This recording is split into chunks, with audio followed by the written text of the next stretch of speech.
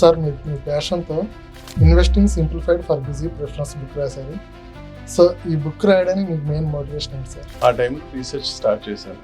ఎలా జరిగింది, నేను చాలా డబ్బులు సంపాదిద్దాం అనుకున్నాను మార్కెట్లో, నా ఉన్న డబ్బులు ఎందుకు పోయినా కదా, ఎలా జరిగిందని ఆలోచిస్తే అప్పుడు సార్ మీరు యూఎస్ మార్కెట్లో చూసుంటారు, యాజ్ ఎ ప్రొఫెషనల్గా మీరు ఎట్లా వర్క్ చేశారు కాబట్టి ఇండియా మార్కెట్లో చూసారు.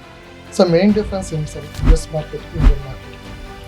1920s 30s 40s నుంచి చాలా ఏళ్ళుగా మార్కెట్ మెచ్యూర్ అయింది. ఇండియా మార్కెట్ ఏమో సార్ ఈ జనరల్గా ఈ ఫాలో అయినప్పుడు మార్కెట్ ఆ టైంలో ఇన్వెస్ట్మెంట్ కొత్తగా ఎంట్రీ తీసుకోవచ్చా? ఫారెన్ ప్రాఫిట్ ఏమంటాడంటే మార్కెట్ టైమింగ్ ఈజ్ లూజర్స్ ఏమంటారు. మీరు ఇండెక్సింగ్ మీద ఫోకస్ చేశారు కదా సార్, అసలు ఇండెక్సింగ్లో ఉన్న ఆపర్చునిటీస్ ఏంటి, దాంట్లో గ్రోత్ అవడానికి ఎంత ఛాన్స్ ఉంది సార్? ఇప్పుడు మిగతా ఇన్వెస్ట్మెంట్ పద్ధతులకి ఇండెక్సింగ్కి నేను 3 విషయాలు చెప్తాను. సార్ నేను కొత్తగా ఉద్యోగం మొదలుపెట్టాను. సో నాకు వస్తున్న జీతం నుంచి నేను ఎంత సేవ్ చేయాలి? ఉద్యోగం మొదలవుతున్నప్పుడు స్టార్టింగ్లో ఎంత ఎక్కువ సేవ్ చేస్తారు? జాబ్ చేసేవాళ్ళు వాళ్ళ సొంత జీతంని ఎలా మేనేజ్ చేసుకోవాలి, అలానే వాళ్ళ క్రెడిట్ కార్డ్ మేనేజ్మెంట్ కానీ పర్సనల్ ఫైనాన్స్ కానీ వీటికి ఎలా మేనేజ్ చేసుకుంటారు సార్? సింపుల్గా చెప్పాలంటే మూడు విషయాలు. ఇన్వెస్ట్మెంట్ అనగానే అందరూ 1x అవుతాయి, 2x అవుతాయి, ఎంత టైంలో మనం గెయిన్ చేసామని చెప్పి చూసుకుంటారు. సో ఓవరాల్గా కాంపౌండింగ్ మీద మీరు ఒపీనియన్ ఏంటి సార్? సంబడి ఒకరు అన్నది ఏంటంటే compounding is 8th wonder of the world అన్నారు. సో మీరు చూసిన బిగ్గెస్ట్ ఫెయిల్యూర్ కానీ బిగ్గెస్ట్ ఫాల్ డౌన్ కానీ ఏంటి సార్? ఆ 2000.com technical public. Welcome viewers, podcast సిరీస్లో భాగంగా ఈరోజు మన స్టూడియోకి జగన్ గారు వచ్చారు. సారు 10 years నుంచి మైక్రోసాఫ్ట్లో సీనియర్ డైరెక్టర్గా పనిచేస్తున్నారు. సో ఈరోజు తన ప్యాషన్ కొద్దీ తను రాసిన బుక్ ఇన్వెస్టింగ్ సింప్లిఫైడ్ లైఫ్ అని చెప్పేసి ఎస్పెషల్గా వర్కింగ్ ప్రొఫెషనల్స్ కోసం సార్ డెడికేటెడ్గా ఒక బుక్ రాశారు. సో ఈరోజు మనం ఆ బుక్లో ఉన్న కంటెంట్ డిస్కస్ చేసి బ్రీఫ్గా అసలు ఫైనాన్షియల్ జర్నీ ఎలా బిగిన్ చేయొచ్చు, సో ఎవరికి యూజ్ అవుద్ది, సో ఏ ఏజ్లో ఉన్న వాళ్ళు చేస్తే ఏ ఏజ్లో ఎంత ఇన్వెస్ట్మెంట్ చేస్తే ఎంతగా మనం అక్యుములేట్ చేయగలం, ఇవన్నిటిని 1 by 1 సార్ మాటలో తెలుసుకుందాం. సార్ మీ ప్యాషన్తో investing simplified for busy professionals book రాశారు. సో ఈ బుక్ రాయడానికి మీకు మెయిన్ మోటివేషన్ ఏంటి సార్? ఇది ఎలా మొదలైందంటే, ఇప్పుడు నేను ఐటీలో పనిచేసేప్పుడు నాకేం నాలెడ్జ్ లేదు. తెలియకుండానే వేరే వాళ్ళు చెప్పిన దాన్ని బట్టి ఆ స్టాక్ బాగుంటుంది, ఈ స్టాక్ బాగుంటుంది అంటే అన్ని స్టాకులు కొనేసాను. ఓకే, ర్యాండమ్గా వాళ్ళు ఫ్రెండ్స్ చెప్పారని, మన బాబాయిలు చెప్పారని కొనేసాం. కొనేసిన తర్వాత మార్కెట్ క్రాష్ అయ్యాక నా దగ్గర ఉన్న డబ్బులు మొత్తం పోయాయి. ఓకే, అప్పుడు అర్థమైంది నాకేం నాలెడ్జ్ లేకుండా వేరే వాళ్ళు చెప్పింది ఏదో చేశాను, నాకు ఏది నాలెడ్జ్ లేదని అప్పుడు అర్థమైంది. దాని తర్వాత అప్పుడే ఇంటర్నెట్ మొదలవుతుంది 2003 సంవత్సరం. ఆ టైంలో రీసెర్చ్ స్టార్ట్ చేశాను. ఎలా జరిగింది, నేను చాలా డబ్బులు సంపాదిద్దాం అనుకున్నాను మార్కెట్లో, నా ఉన్న డబ్బులు ఎందుకు పోయినాయి కదా, ఎలా జరిగిందని ఆలోచిస్తే అప్పుడు ఇంటర్నెట్లో నాకు అర్థమైంది ఏంటంటే, ఒక బిజీ ప్రొఫెషనల్గా నువ్వు ఇండివిజువల్ స్టాక్ని పిక్ చేయడం అన్నది కరెక్ట్ పద్ధతి కాదన్నది నాకు అర్థమైంది. అది అర్థమైన తర్వాత అప్పుడు ఫ్రెష్గా మళ్ళీ కొత్త అప్రోచ్తో మొదలుపెట్టాను 2003లో. ఈ 15-20 ఏళ్లలో అది ఎలా పనిచేసిందో చూసుకున్నాను. బాగా వర్క్ అయింది. నేను ఏదైతే మొదలెట్టానో అది బాగా జరిగింది. దాని తర్వాత అదే నాలెడ్జ్ని అందరికీ షేర్ చేయాలన్న ఉద్దేశంతో ఆ పుస్తకాన్ని కరోనా టైంలో రాశాను అనమాట. సార్ బుక్లో నేను కొన్ని లైన్స్ చూశాను స్టార్టింగ్ ఇంట్రొడక్షన్లో. మనం నిద్రపోతున్నా కూడా మన మనీ మన కోసం వర్క్ చేయాలి అని చెప్పేసి. సో ఎలా సార్ మీకు ఈ లైన్స్ రాయాల్సింది, దీని థాట్? అది వారెన్ బఫెట్ది ఫేమస్ కొటేషన్ అండి. అది తన కొటేషన్. అది నిజంగా ఇప్పుడు మన అందరం రోజుకి 8 గంటలు పనిచేస్తున్నాం. మొదట్లో ఓకే 20లో కెరియర్ స్టార్ట్ చేసాం, 30 వరకు 40 వరకు. బట్ మనం డబ్బులు సంపాదిస్తున్న కొద్దీ దాన్ని సేవింగ్స్లో పెడుతూ ఆ డబ్బులే మనకి ఇన్కమ్ ఇచ్చేట్టుగా సెట్ చేసుకోవాలి. అప్పుడు కానీ ఫైనాన్షియల్ ఇండిపెండెన్స్ రాదు. అది చేయకపోతే ఫైనాన్షియల్ ఇండిపెండెన్స్ లేక మనం 50, 60, 70 వరకు పని చేస్తూనే ఉండాల్సి వస్తుంది. అందుకని ఆ కొటేషన్ నాకు బాగా నచ్చింది, వారెన్ బఫెట్ చెప్పింది. అందుకే దాన్ని బుక్ ఓపెనింగ్లో పెట్టేశాను. సో ఓవరాల్గా మీ ఫైనాన్షియల్ జర్నీ మొత్తాన్ని సింప్లిఫై చేసి సింపుల్గా ఒక బుక్లో రాశారు. సో ఏంటి సార్ మీ ఒపీనియన్ బుక్ మీద? ఆ బుక్లో సమ్మరీ ఏమిటంటే, మనందరం ఇప్పుడు ప్రతి వాళ్ళు స్టాక్లో నేను బాగా తెలుసు, నేను ఆ స్టాక్ పెరుగుతుంది, ఈ స్టాక్ తగ్గుతుంది, నాకు తెలుసు అన్నట్టుగా చేస్తూ ఉంటాం. బుక్ సమ్మరీ ఏంటంటే, మనం ఇంజనీరో డాక్టరో మన పనులు మనం బిజీ ఉంటాం ప్రొఫెషనల్స్గా. మనకి స్టాక్ మార్కెట్లోకి వెళ్ళి దాన్ని నేర్చుకొని చేసేంత టైము లేదు, దాని నాలెడ్జ్ లేదు మనకి. అదొక సబ్జెక్ట్ అది డిఫరెంట్ వేరే సబ్జెక్ట్. అది ఎలా ఉంటుందంటే ఒక ఇంజనీర్ డైరెక్ట్గా ఆపరేషన్ థియేటర్కి వెళ్ళి బాడీ ఓపెన్ చేసినట్టు ఉంటుంది. అది వాళ్ళు చేయనీరు మనల్ని, ఎందుకంటే మనిషి ప్రాణం. ఇక్కడ మనల్ని స్టాక్ మార్కెట్లో ఆడుకొనిస్తారు, ఎందుకంటే ఇవి మన డబ్బులు పోతాయి అంతే తప్ప వేరే వాళ్ళకి నష్టం లేదు, అందుకని అలా చేయనిస్తారు. సో బుక్లో సమ్మరీ ఏంటంటే మనం ఏ స్టాక్ పెరుగుతుంది అని మనం చేసేదానికన్నా ఇండస్ట్రీ ఎక్స్పర్ట్స్ ఆల్రెడీ చేసి పెట్టారు ఒక ఇండెక్స్లో. ఇప్పుడు ఇండియా విషయానికి వస్తే BSE సెన్సెక్స్ 30 అని ఉంటుంది. ఆ సెన్సెక్స్ 30లో నెక్స్ట్ 10 years 20 years ఏ 30 కంపెనీలు మంచి కంపెనీలు ఇండియాలో ఉన్నది ఆల్రెడీ వాళ్ళు పెట్టేశారు. సో ఈ బుక్ సమ్మరీ ఏంటంటే, ఇఫ్ ఐ హ్యావ్ టు ఒక సెంటెన్స్లో చెప్పాలంటే, జస్ట్ బ్లైండ్గా ఆ సెన్సెక్స్లో కొనేసేయండి. అందులో ఏ కంపెనీలు ఉన్నాయి, ఆ కంపెనీలు మంచిగా చెడా అన్నది మనకి నాలెడ్జ్ అక్కర్లేదు, ఆల్రెడీ ఇండస్ట్రీ వాళ్ళు పెట్టేశారు. మీరు ఆ సెన్సెక్స్ కొనేసుకొని మర్చిపోండి దాని గురించి. 5 ఏళ్ళు 10 ఏళ్ళు వదిలేసేయండి, ఖచ్చితంగా మీకు డబ్బులు వచ్చేస్తాయి. అది బుక్ సమ్మరీ అండి. సార్ మీరు US మార్కెట్ చూసుంటారు, యాజ్ ఎ ప్రొఫెషనల్గా మీరు అక్కడ వర్క్ చేశారు కాబట్టి ఇండియా మార్కెట్ చూశారు. సో మెయిన్ డిఫరెన్స్ ఏంటి సార్ US మార్కెట్కి ఇండియన్ మార్కెట్కి? యుఎస్ మార్కెట్ చాలా రీటైల్ ఇన్వెస్టర్స్ చాలా మంది ఉన్నారు ఆల్రెడీ, ఎందుకంటే మెచ్యూర్ అయిపోయిన మార్కెట్. 1920s 30s 40s నుంచి చాలా ఏళ్ళుగా మార్కెట్ మెచ్యూర్ అయింది. ఇండియా మార్కెట్ ఏమో ఇంకా ఇప్పుడే స్టార్ట్ అవుతుంది. అంటే అది రీటైల్ ఇన్వెస్టర్ పర్సంటేజ్ ఇప్పటికీ 10% దగ్గరే ఉంది. అమెరికాలోనేమో 40% వరకు ఉంటుంది. బట్ మన ఇన్వెస్ట్మెంట్ సైడ్ వచ్చేసరికి రెండు సేమే. అక్కడ ఒక ఇండెక్స్ ఉంది, ఇక్కడ ఒక ఇండెక్స్ ఉంది, యూరోప్లో ఇండెక్స్ ఉంది. ఏదైనా ఇండెక్స్ కొనేసి మర్చిపోవడం. సో ఆ రకంగా నేను అమెరికాలో పెట్టినా ఇక్కడ పెట్టినా ఒకటే పద్ధతి, ఇండెక్స్ కొనేయడం మర్చిపోవడం అంతే. ఆ రకంగా సేమ్ రెండు. సార్ మీరు ఫైనాన్షియల్ జర్నీ స్టార్ట్ చేసిన తర్వాత ఏ రోజైనా ఫైనాన్షియల్ రిలేటెడ్ కోర్స్ చేస్తే బాగుండేది, ఏదో టెక్నికల్ కాకుండా ఏ రోజైనా అనిపించిందా సార్ మీకు? లేదండి, ఎప్పుడు లేదు. టెక్నికల్గా కూడా నాకు ఏది తీసుకున్నా కానీ దాన్ని క్షుణ్ణంగా అర్థం చేసుకోవడం అన్నది నాకు చాలా ఇష్టం. టెక్నికల్ అయినా అదే, ఫైనాన్స్ అయినా అదే, రేపు ఇంకో టాపిక్ తీసుకున్నా అదే. రూట్ లెవెల్కి వెళ్ళి క్షుణ్ణంగా అర్థం చేసుకుంటే మనకు ఆనందం ఉంటుంది, అవుట్కమ్ వస్తుంది. మీకు ఫైనాన్షియల్ బేసిక్స్ మొత్తం నేర్చుకోవడానికి ఎంత టైం పట్టింది సార్? మీ బ్యాక్గ్రౌండ్ ఇది కాదు కదా. అవును. సో బేసిక్స్ అది 2003లో అప్పుడే ఇంటర్నెట్ స్టార్ట్ అవుతుంది. ప్రాబబ్లీ ఒక 3 నుంచి 6 నెలలు, అంటే ఒక డిప్రెషన్ స్టేట్లో ఉన్నాను, ఉన్న డబ్బులన్నీ పోయాయి స్టాక్ మార్కెట్లో. అప్పుడు రీసెర్చ్ స్టార్ట్ చేసి ఒక 6 నెలల నుంచి సంవత్సరం పట్టింది ఈ బేసిక్స్ మీద దిగడానికి. సో అప్పుడు బేసిక్స్ మీద ఎక్కువగా ఫోకస్ 6 నెలలు. ఆ తర్వాత దాన్ని చదువుతానే ఉన్నాను, ఇంకా నాలెడ్జ్ పెరుగుతానే సో ఆటోమేటిక్ మాస్టర్ అయిపోయారు. పర్వాలేదు. ఓకే. సో ఫైనాన్షియల్ జర్నీ అంటే అప్ అండ్ డౌన్స్ అనేది మామూలుగా కామన్. స్టాక్ మార్కెట్ అంటే కూడా అప్ అండ్ డౌన్స్, ఫెయిల్యూర్స్ ఉంటాయి. సో మీరు చూసిన బిగ్గెస్ట్ ఫెయిల్యూర్ కానీ బిగ్గెస్ట్ ఫాల్ డౌన్ కానీ ఏంటి సార్?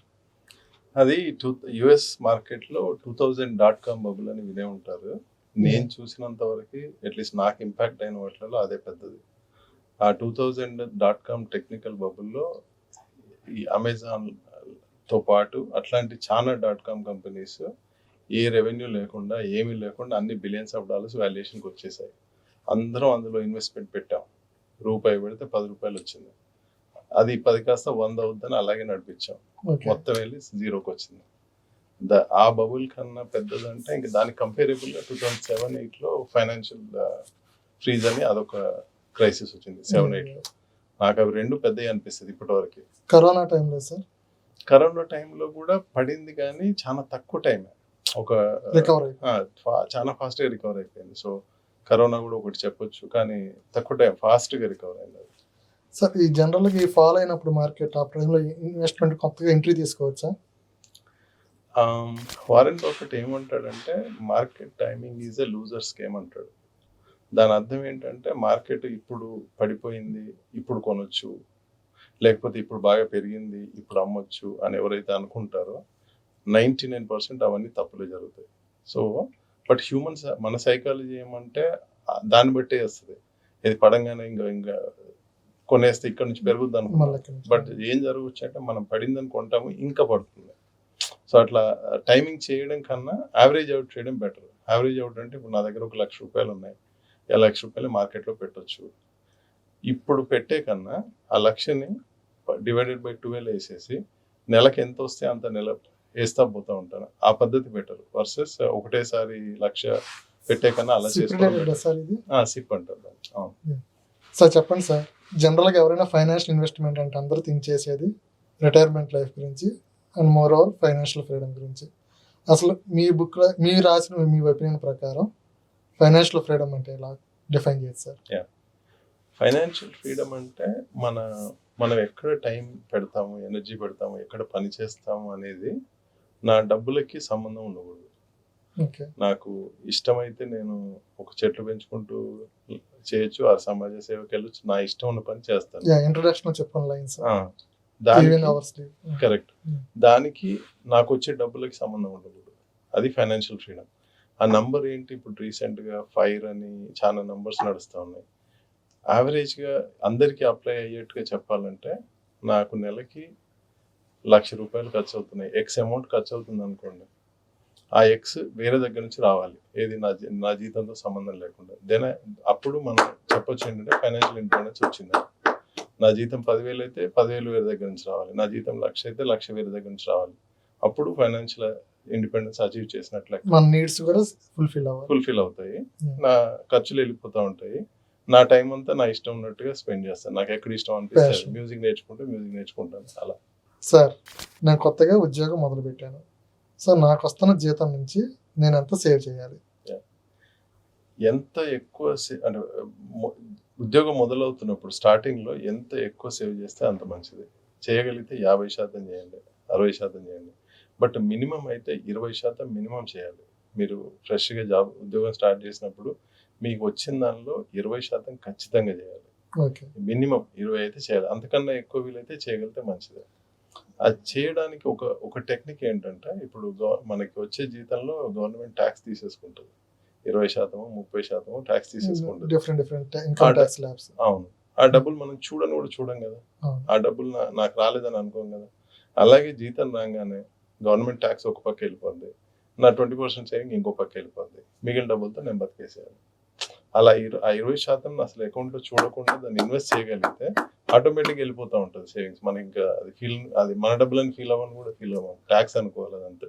కాలక్రమంలో తర్వాత యాజ్ ఎ లైఫ్ మీకు తర్వాత మ్యారేజ్, పెళ్ళి అవ్వచ్చు, పిల్లలు, వాళ్ళ చదువులు. సో ఆ టైంలో ఇంకెలా ఉంటుంది సార్ సేవింగ్స్ అనేది?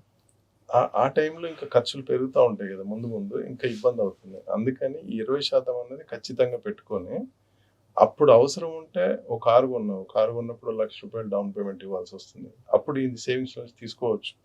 ఇల్లు కొన్నప్పుడు ఒక 10 లక్షలు అవసరం అవ్వచ్చు, ఇందులోంచి తీసుకోవడానికి మనకు ఒక అవకాశం ఉంటుంది. సో మీరు చెప్పిన 20% అనేది తక్కువ అమౌంట్. సో ఆ తక్కువ అమౌంట్ ని మనకి కరెక్ట్ ప్లేస్ అయ్యి సార్ ఇన్వెస్ట్మెంట్ చేయడానికి. మరి అంత ఇన్వెస్ట్మెంట్ ఐడియాస్ అంటే బిగినింగ్ లో అయితే కాంప్లికేట్స్. మామూలుగా ఏమవుతుందంటే ఉద్యోగం మొదలెట్టగానే మనకి ఎక్కడ సేవ్ చేయాలని అడిగితే 10 మంది 10 చెప్తారు, మనం కన్ఫ్యూజ్ అయిపోయి ఎక్కడ చేయకుండా వదిలేస్తాం మామూలుగా. అందుకే సింపుల్ గా చెప్పాలంటే ఈ స్టాక్స్ ఇవన్నీ పక్కన పెట్టి 20% తీసుకెళ్లి ఆ ఇండెక్స్ లో పడేసేయాలి. సెన్సెక్స్ ఇండెక్స్ ఫండ్ అని ఉంటుంది, HDFs తో ఉంటుంది, ICIతో ఉంటుంది. తీసుకెళ్లి ఆ 20% అందులో పడేసి 5 ఏళ్ల దాకా దాని వైపు కూడా చూడకూడదు. రిస్క్ ఫ్యాక్టర్ ఎలా ఉంది సార్ దాంట్లో? రిస్క్ ఫ్యాక్టర్ అంటే ఒక సంవత్సరం తగ్గొచ్చు, ఇంకో సంవత్సరం పెరగచ్చు, కానీ ఒక 5 ఏళ్ళ టైం ఇస్తే మనం పాజిటివ్ సైడ్ ఉంటాం. మన ఇండియన్ సైకాలజీ ప్రకారం రియల్ ఎస్టేట్ లో పెడతా ఉంటారు, ఏదన్నా డిఫరెంట్ వేస్ గా ఆలోచిస్తారు. సో వీటన్నిటి మీద కంపేర్ చేస్తే ఇండెక్స్ ఫండ్స్ ఎలా బెటర్ సార్? ఎందుకంటే ఇప్పుడు మీరు రియల్ ఎస్టేట్ లో ఏది కొనాలన్నా కనీసం ఒక 10 లక్షలు 20 లక్షలు లేకుండా ఏమీ కొనలేదు. ఇక్కడ ఇండెక్స్ ఫండ్ తో ఏంటి 1000, 2000, 3000తో మొదలెట్టేయచ్చు. సో మీరు తర్వాత రియల్ ఎస్టేట్ చేయాలి అంటే ముందు ఇండెక్సింగ్ తో స్టార్ట్ చేయాలి. ఇండెక్స్ తో ఒక 10 లక్షలు 20 లక్షలు ఒక ₹1,00,00,000 సంపాదించి ఆ తర్వాత మళ్ళీ మీరు రియల్ ఎస్టేట్ కూడా చేయొచ్చు. కానీ స్టార్టింగ్ పాయింట్ మాత్రం ఇండెక్సింగ్, ఎందుకంటే ఖచ్చితంగా 5 ఏళ్లలో పెరుగుతుంది. రెండవది అమౌంట్ చాలా తక్కువ, ఎవరైనా చేయొచ్చు, 1000, 2000తో కూడా మొదలుపెట్టి డబ్బులు జమ చేయొచ్చు. రియల్ ఎస్టేట్ లో అది కుదరదు. సో ఒక కంపెనీ స్టాక్ పిక్ చేసుకోవడం కన్నా ఇండెక్స్ ఫండ్ పిక్ చేసుకోవడం ఈజీ అంటారా సార్? ఈజీ అండ్ ఎక్స్పర్ట్స్ వాళ్ళు చెప్పిందని నేను ఫాలో అవుతున్నా. ఇప్పుడు నేను ఒక ఇంజనీరింగ్ చదివి డాక్టర్ లాగా ఎలా బిహేవ్ చేయకూడదో, అలాగే ఒక ఇంజనీరింగ్ చదివి ఒక స్టాక్ మార్కెట్ ఎక్స్పర్ట్ లాగా బిహేవ్ చేయకూడదు. ఆ ఎక్స్పర్ట్లను నమ్మాలి. మనం డాక్టర్ దగ్గరికి వెళ్ళినప్పుడు డాక్టర్ని ఎలా నమ్ముతామో ఇక్కడ ఈ సెన్సెక్స్ 30 నమ్మాలి అంతే. సో సార్ ఇప్పుడు జాబ్ చేసే వాళ్ళు వాళ్ళ సొంత జీతంని ఎలా మేనేజ్ చేసుకోవాలి, అలానే వాళ్ళ క్రెడిట్ కార్డ్ మేనేజ్మెంట్ కానీ పర్సనల్ ఫైనాన్స్ కానీ వీటన్నిటికి ఎలా మేనేజ్ చేసుకుంటారు సార్? సింపుల్గా చెప్పాలంటే మూడు విషయాలు. ఒకటి, వచ్చే డబ్బులలో 20% సేవింగ్స్లో ఖచ్చితంగా పెట్టాలి. 2, క్రెడిట్ కార్డులో బ్యాలెన్స్ అన్నది ఉండకూడదు, ఎందుకంటే క్రెడిట్ కార్డులో మనం కట్టే ఇంట్రెస్ట్ రేటు చాలా ఎక్కువ. 3వది, వచ్చిన డబ్బులలో ఏది ఏ బకెట్లో వెళ్తుంది అన్నది ఒక అండర్స్టాండింగ్ ఉండాలి. ఏది మన నిజమైన ఖర్చులకి ఎంత వెళ్తుంది, విలాసాలకి ఎంత వెళ్తుంది అన్నది ఒక ఐడియా ఉండాలి. స్టార్ట్ చేసిన కొత్తలోనే ఇచ్చేస్తారు అవును అది ఇచ్చారు కదా అని చెప్పేసి దాని మీద బాగా అప్పులు చేసేస్తే ఆ ఇంట్రెస్ట్ రేట్ చాలా ఎక్కువ ఉంటుంది. అసలు క్రెడిట్ కార్డ్ మీద ఎప్పుడూ అప్పు ఉండకూడదు. అండ్ అప్పటి వరకు వాళ్ళు క్రెడిట్ కార్డ్ చూసుండ్రు. అవును సార్, ఇప్పుడు స్టాక్ మార్కెట్ ఇన్వెస్ట్మెంట్ అన్నారు. సో ఈ స్టాక్ మార్కెట్ ఇన్వెస్ట్మెంట్ లో ఏ స్టాక్ పిక్ చేసుకోవాలి? దీంట్లో ఇప్పుడు చాలా మంది ఫ్రెండ్ వచ్చేసి అరే ఈ స్టాక్ బాగా వస్తుంది, ఈ స్టాక్ స్వింగ్ అవుతుంది. యూట్యూబర్స్, ఇప్పుడు చాలా మంది యూట్యూబర్స్ ఉన్నారు. సో వాళ్ళు కొన్ని పర్సనల్ గా పిక్ చేస్తారు. ఇవి పిక్ చేసేయండి, ఇవి కొనేసేయండి, అవి కొనేసేయండి. ఇంకా ఆటోమేటిక్ ఈ మీడియం నుంచి బయటికి రావాలంటే ఎట్లా సార్? అసలు కరెక్ట్ ఎలా పిక్ చేసుకుంటారు? అది మనం ఏం చేస్తున్నాం అన్నది మనకి కన్విక్షన్ ఉండాలి. కన్విక్షన్ అంటే ఒక ప్రగాఢమైన నమ్మకం, నేనేం చేస్తున్నాను అన్నది. ఇప్పుడు ఒక స్టాక్ని నేను రీసెర్చ్ చేసుకొని నాకు నమ్మకం కలిగి నేను పెడితే ఒక రకంగా ఉంటుంది. మీరు చెప్పి ఎవరో చెప్పారు అని పెడితే ఓ రకంగా ఉంటుంది. పెట్టినాక ఏమవుతుందంటే మనం ఆ స్టాక్ కొన్న తర్వాత పెరుగుతుందని చూస్తాము. పెరగకుండా అది తగ్గడం మొదలైంది అనుకోండి, అమ్మేస్తాం. ఎందుకంటే మనకు కన్విక్షన్ లేదు. సో అందుకని ఫస్ట్ మనకు ఉండాల్సింది కన్విక్షన్. ఆ కన్విక్షన్ ఒక సైన్స్ నమ్మకం, స్ట్రాంగ్ నమ్మకం ఉండాలి. ఆ నమ్మకం ఉండాలంటే మనం ఇంటర్నెట్లో అవ్వచ్చు, ఒక బుక్ అవ్వచ్చు, ఇది చదివి మనం అర్థం చేసుకోవాలి. నాకు స్టాక్స్ తెలుస్తుందా, నేను తెలుసుకోగలను, నాకు అంత టైం ఉందా, ఆ ఊరికే పక్క వాళ్ళు చెప్పేదాని మీద వెళ్తున్నాను అన్నది అర్థం చేసుకొని దాని తర్వాత ఇన్వెస్ట్ చేయాలి. నేను సింపుల్గా చెప్తున్నది ఏంటంటే, సింపుల్గా స్టాక్ మార్కెట్ ఇండెక్సింగ్ పెట్టండి అని నేను అంటున్నాను. అది ఎంతవరకు నిజం అన్నది మీరు ఇంటర్నెట్లో రీసెర్చ్ చేసుకొని మీరు బిలీవ్ చేయాలి. ఆ బుక్ చదివినా బిలీఫ్ వస్తుంది, ఇంటర్నెట్లో రీసెర్చ్ చేసినా బిలీఫ్ వస్తుంది. ఆ బిలీఫ్ వచ్చాక మీరు ఆ స్టాక్ ఇండెక్సింగ్ చేస్తే మార్కెట్ పెరిగినా తగ్గినా మీరు తొందరపడి నిర్ణయాలు తీసుకొని డబ్బులు పోగొట్టుకోకుండా ఉంటారు. సో వీటిలో డిఫరెంట్ ఆప్షన్స్, సిప్ కానీ మ్యూచువల్ ఫండ్స్, మళ్ళీ దాంట్లో డిఫరెంట్ టాపిక్ అంతేనా సార్? అంటే ఇప్పుడు సిప్ అన్నదేమో మన నెలకి అంటే ఫ్యూచర్స్, ఆప్షన్స్, డెరివేటివ్స్ అన్నది వెరీ కాంప్లెక్స్. అది అసలు నేనైతే ఎవరికి రికమెండ్ చేయను, అది వెళ్ళకూడదు. మనకి మిగిలిందల్లా mutual funds plus index funds. Mutual ఫండ్స్లో ఏమవుతుందంటే వేలాది మ్యూచువల్ ఫండ్స్ ఉన్నాయి. ఏ ఫండ్లో పెట్టాలి, ప్రతి ఫండ్ తను వచ్చి ఇది చాలా రిటర్న్స్ ఉన్నాయి, అది ఇది అన్నీ చెప్తారు. పర్ఫార్మెన్స్ డిపెండ్ అవుతుంది.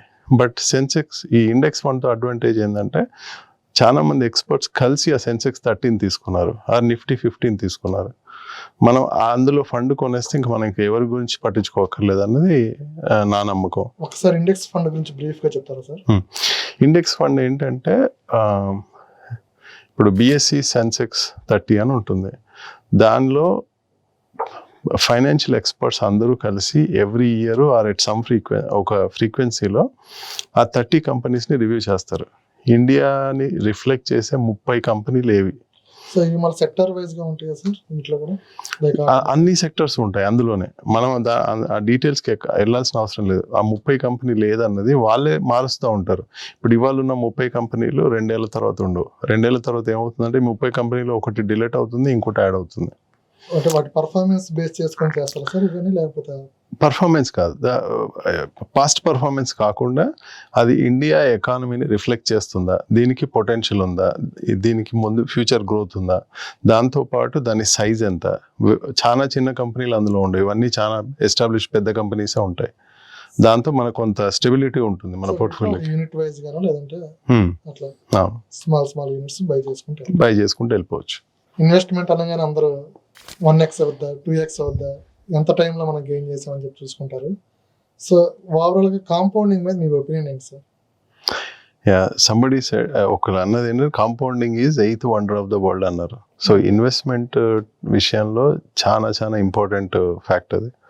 అది ఏమవుతుందంటే మనకి 20లో మొదలు పెట్టిన మనకు ఒక 40 ఏళ్ళ 50 ఏళ్ళ టైం ఉంది.